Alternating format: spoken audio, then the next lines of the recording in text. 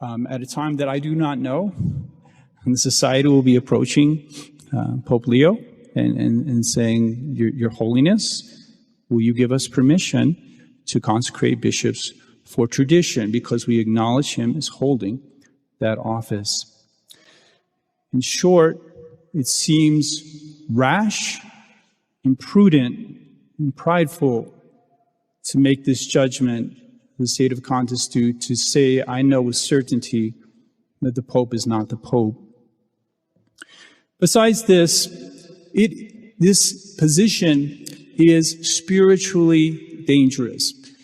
If we think about the sort of Sedevacantist perspective on the church, we can see how it easily leads to despair.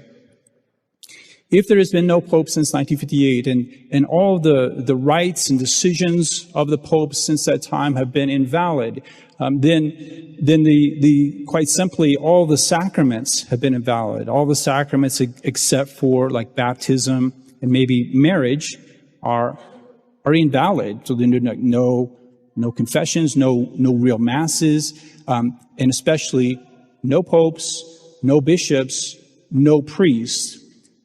And what that means is that the church that everybody looks at as the Catholic Church does not really exist.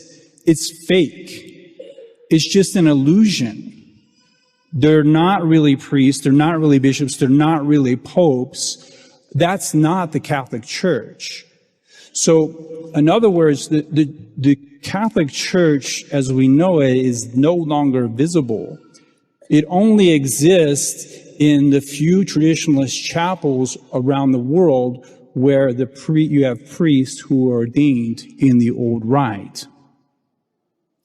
So what everybody thinks to be the Catholic Church, this city seated on a mountain, is not really the Catholic Church. The Church loses her visibility.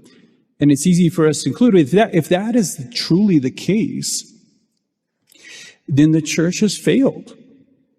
The gates of hell have prevailed.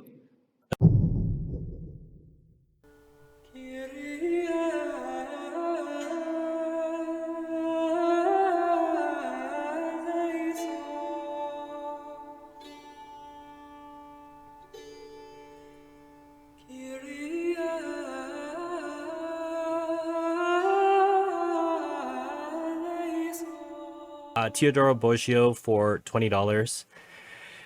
Thank you, Teodoro. There's always the accusation that Sedes despair, get too angry, and their spiritual life suffers.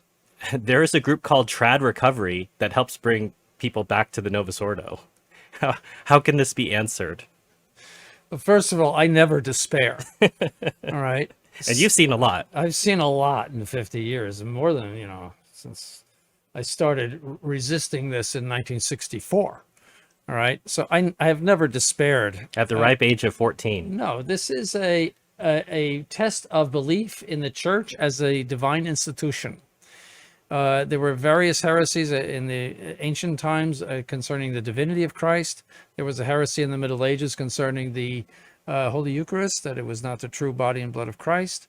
The devil has attacked on many fronts. And this is the ultimate front.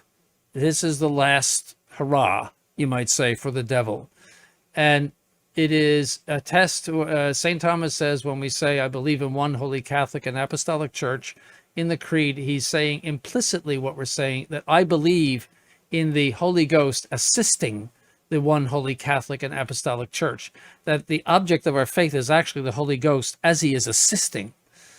And that's what has kept the church's assistance on the right track all the way through. Look at all of its pronouncements, everything that it has ever taught for 2,000 years. It has never, ever contradicted itself. It's as if one person is speaking in all of those documents. It's a very important point, because look at the variation of the Protestants. Look at the various, there is nothing inconsistent in the Catholic Church, even though many human beings, at times imperfect human beings, are speaking these things. So this is a test of faith in the Catholic Church, that last article or one of the last articles of the creed. And so I never despair of that. I never doubt it. But you understand how some lay people might, Your Excellency, despair. They might. And is that what you're proposing to them, that this is a test that they have to overcome? Yes, yes. This is like the apostles that had to believe in the resurrection, and it is a test of faith, and we have to win it. We have to do well. No, I've never despaired. No, no. There are some discouraging moments, I would say, just humanly speaking, but I mean, you're expecting too much. The reason you would despair is that if you are hoping that this Novus Ordo religion is going to produce any kind of Catholicism, you're going to be very disappointed. It is incapable of doing it. It is like getting blood from a stone. It's not going to give it. And some people, they got all enthusiastic about Leo, and then, poof, they're seeing things that are disappointing now, and they're going to see a lot more things that are disappointing.